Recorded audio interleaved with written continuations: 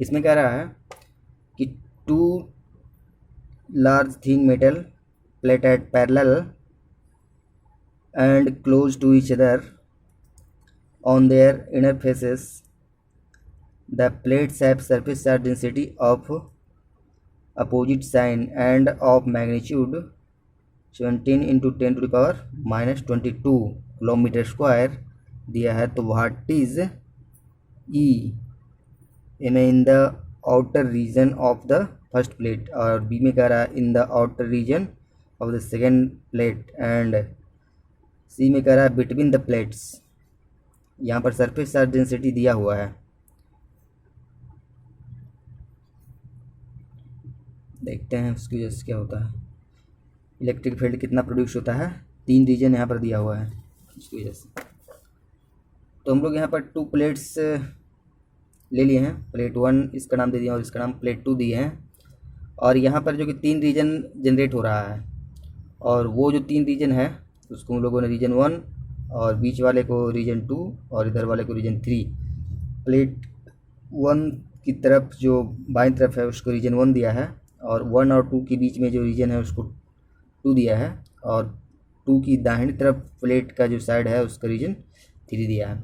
तो यहाँ पर है जो कि चार्ज इसके ऊपर लैम्डा 1 मान लिए हैं और प्लेट 2 के ऊपर लैम्डा 2 मान लिए हैं। इलेक्ट्रिक फील्ड है जो कि प्लेट ए की वजह से उसको ई ए, और जो 2 की वजह से उसको E2 कह लिए हैं, E1 और E2। यहाँ पर जो कि क्वेश्चन में कह रहा था कि दोनों प्लेट्स है एकदम नियर है, नज़दीक है, तो कन्फर्म है, और दोनों के ऊपर अपोजिट साइन है, मैग्नीट्यूड दोनों का सेम है और सिर्फ साइन अपोजिट है, जो कि लीनियर चार्ज डेंसिटी के रूप में दिया हुआ है। तो उसकी वजह से इलेक्ट्रिक फील्ड का फॉर्मूला क्या होता है, लीनियर चार्ज डेंसिटी की वजह से इलेक्ट्रिक फील्ड का फॉर्मूला क्या होता है, λ/2πε0। यहाँ पर जो कि इलेक्ट्रिक फील्ड प्रोड्यूस कर रहा है, यहाँ पर पॉजिटिव चार्ज है, तो इसकी वजह से जो इलेक्ट्रिक फील्ड का डायरेक्शन होगा वो इस डायरेक्शन में होगा, इस डायरेक्शन में। और जो निगेटिव प्लेट है उस पर उसकी वजह से इलेक्ट्रिक फील्ड का फॉर्मूला उसके इलेक्ट्रिक फील्ड का डायरेक्शन उसके अपोजिट साइड में होगा। और दोनों का मैग्नीट्यूड तो करीब करीब सेम ही होने वाला है, क्योंकि कह रहा है कि दोनों प्लेट एकदम नियर में है। तो रीजन 1 में क्या हो जाएगा, electric field 1 plus electric field 2। Electric field 1 कितना है, पॉजिटिव में आंसर आएगा,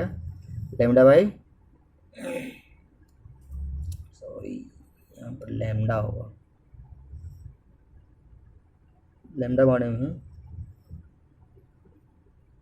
तो λ/, क्या हो जाएगा 2πε0, और E2 की जगह पर क्या हो जाएगा -λ/2πε0, और दोनों को जोड़ेंगे तो एक प्लस और एक माइनस तो जोड़ करके 0 आ जाएगा।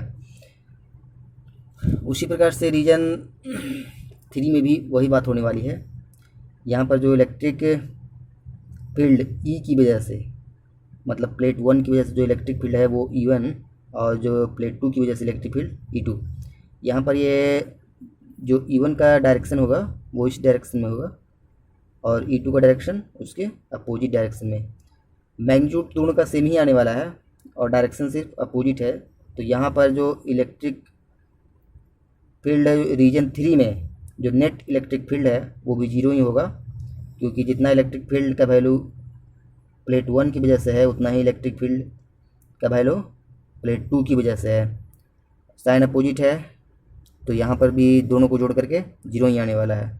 जो रीजन 2 है उसमें इलेक्ट्रिक फील्ड का डायरेक्शन दोनों का सेम ही होगा, क्योंकि यहाँ पर जो प्लेट 1 है उस पर पॉजिटिव चार्ज है, तो उसकी वजह से इलेक्ट्रिक फील्ड का डायरेक्शन ये होगा, प्लेट 1 से बाहर निकलता हुआ दिखाएगा, और प्लेट 2 की वजह से इलेक्ट्रिक फील्ड का जो डायरेक्शन है वो प्लेट 2 की तरफ आता हुआ, जो कि दोनों का डायरेक्शन क्या है, सेम ही है, और मैग्नीट्यूड भी दोनों का क्या होने वाला है, सेम ही होने वाला है। तो नेट इलेक्ट्रिक फील्ड रीजन 2 में क्या हो जाएगा, E1 प्लस E2, और E1 का वैल्यू कितना होता है λ/2πε0, और यहाँ पर दोनों क्या हो जाएगा, इस प्रकार से जुड़ जाएगा।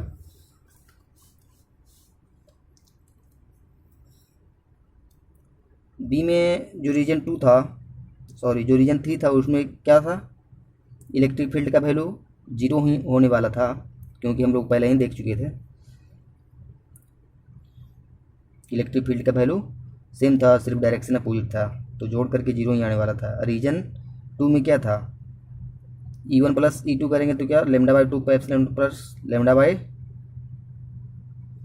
2 pi epsilon naught is equal to, यहाँ पर भी साइन में अंतर है, लेमडा बाई एप्सिलॉन नॉट, और लेमडा का वैल्यू क्वेश्चन में दिया हुआ था 17 इंटू 10⁻⁻²2, और एप्सिलॉन नॉट का वैल्यू हम लोग को पता ही है 9 इंटू 10⁻⁻12। दोनों को जब कैलकुलेशन किया गया है 17/9, तो वो कितना है 1.88, और यहाँ पर 10⁻⁻12 और ऊपर गया तो 8 + 12 हो जाएगा, तो 10⁻10 बचेगा।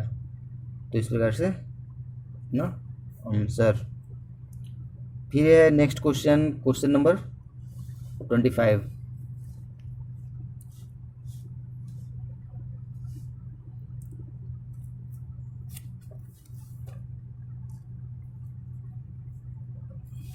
क्वेश्चन नंबर 25 में है कि an oil drop of 12 excess electron is held stationary under a constant electric field of 2.5 into 10⁴ Newton per coulomb.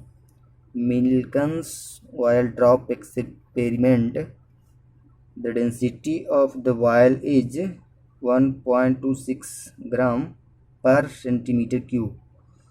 Estimate the radius of the drop. And इसमें स्मॉल जी का वैल्यू 9.8 लेने के लिए कह रहा है, और ई का तो हम लोग वैल्यू पहले से ही पता ही है कितना होता है। यहाँ पर भी हिंट में दे दिया है कि 1.6 इंटू 10⁻⁻19 लेना है। एक ऑयल ड्रॉप के ऊपर 12 एक्सेस इलेक्ट्रॉन है, इसका मतलब नेगेटिव चार्ज। जो क्वेश्चन में है पहले वो हम लोग लिख लेते हैं।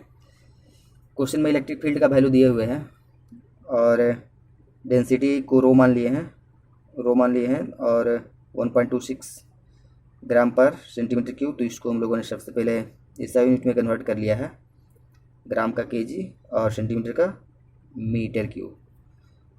ये ई का वैल्यू पता ही है, जी का वैल्यू पता ही है, रेडियस मान लिए ड्रॉप का आर। तो यहाँ पर क्वेश्चन में क्या कह रहा है कि एक जो ऑयल है वो यूनिफॉर्म इलेक्ट्रिक फील्ड में रखा हुआ है, और वो क्या है, स्टेशनरी है। इसका मतलब ऑयल की वजह से उसका जो वेट है वो किधर लगेगा, नीचे की ओर, और बैलेंस है, इसका मतलब कोई ऐसा फोर्स है जो कि ऊपर की ओर भी लगेगा, और वो फोर्स कौन है, इलेक्ट्रिक फील्ड फोर्स, जो कि इसको बैलेंस करके रखे हुए है हवा में। तो वही काम यहाँ पर किया गया है। इलेक्ट्रिक फील्ड फोर्स क्या होता है, Q इंटू ए, और जो वेट का वजह से जो फोर्स लगता है वो M इंटू जी। तो यहाँ पर कैलकुलेशन अब सिर्फ रह गया है।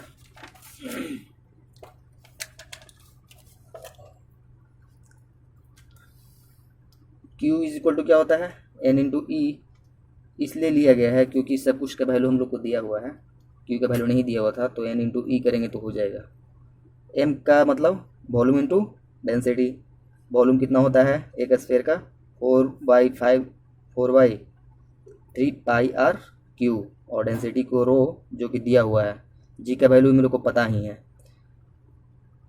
तो यहाँ पर जो कि हमको आर का वैल्यू पूछ रहा था रेडियस का, तो आर क्यू को एक तरफ रखेंगे, बाकी सबको दूसरी तरफ लेके जाएंगे। तो आर क्यू को एक तरफ रखा, बाकी को इधर लेके आया, जो नीचे था वो ऊपर हो गया, और ये ऊपर में ही रह जाएगा। तो 3NE स्मॉल ई, और यहाँ पर कैपिटल ई, यहाँ पर स्मॉल ई चार्ज है और कैपिटल ई इलेक्ट्रिक फील्ड है, और नीचे क्या हो जाएगा 4πρg। सब कुछ का वैल्यू दिया हुआ क्वेश्चन में। यहाँ पर 3 तो 3 है ही, नंबर ऑफ इलेक्ट्रॉन से है 12, ई का वैल्यू 1.6 इंटू 10⁻⁻19, और कैपिटल ई का वैल्यू 2.55 इंटू 10⁴। यहाँ पर था, पाई का वैल्यू 3.14 लिया गया है यहाँ पर, और रो का वैल्यू 1.26, और जी का वैल्यू 9.8, रो का वैल्यू 1.26 इंटू 10⁻3। जब कैलकुलेशन किया गया सब मिला करके तो यहाँ पर इतना आ गया 0.94 इंटू 10⁻18, और इसको जब घनमूल निकाला गया क्यूब रूट्स तो कितना है 9.81 इंटू 10⁻7 मीटर। मीटर है तो ऐसा यूनिट में ही है, इसको सेंटीमीटर या कुछ चीज़ में और कन्वर्ट करने की ज़रूरत नहीं। फिर उसी प्रकार से देखेंगे क्वेश्चन नंबर 26। क्वेश्चन नंबर 26 भी बहुत आसानी है।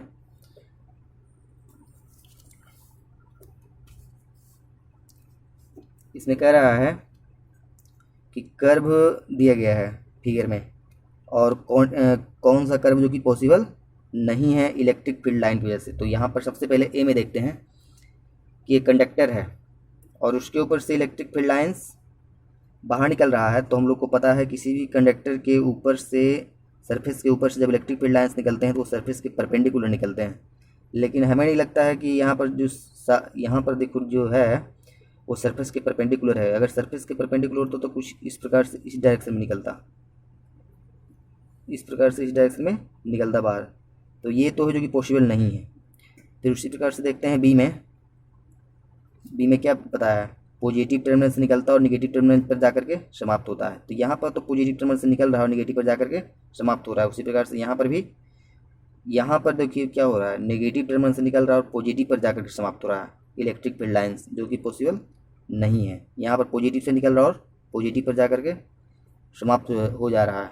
तो ये भी बी ऑप्शन पॉसिबल नहीं है। सी में देखते हैं, दो पॉजिटिव चार्ज है और यहाँ पर दोनों से क्या हो रहा है, परपेंडिकुलर बाहर निकल रहा है, और सबसे बड़ी बात ये भी है कि एक दूसरे को कट नहीं कर रहा है। तो जो सी वाला है वो क्या है, इलेक्ट्रिक फील्ड लाइंस पॉसिबल है। फिर और भी दिया हुआ है डी में। डी में दिया हुआ है कि पॉजिटिव से निकल रहा और पॉजिटिव पर जाकर के समाप्त हो जा रहा है, ये भी पॉसिबल नहीं है।